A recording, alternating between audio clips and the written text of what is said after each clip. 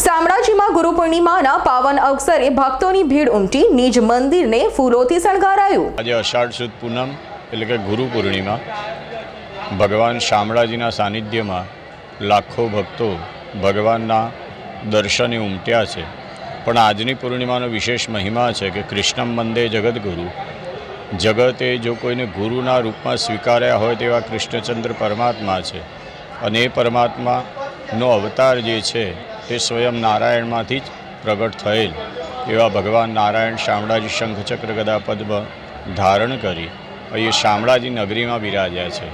અનેક ભક્તો આજે ગુરુ પૂર્ણિમાના દર્શન કરી અને ગુરુ તરીકેની ભગવાનની એક અને ભક્તની એક પરંપરા જે છે એ પરંપરાના અનુસંધાને લાખો ભક્તો સવારથી માંડી અત્યાર સુધી દર્શન કરી ધન્યતા અનુભવ્યા છે।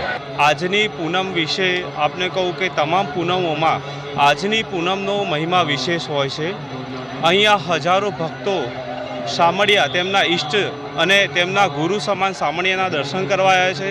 આ સાથે હું પણ મારા પરિવાર સાથે મારા મિત્રો સાથે શામળિયાના દર્શનાર્થે આવ્યો છું।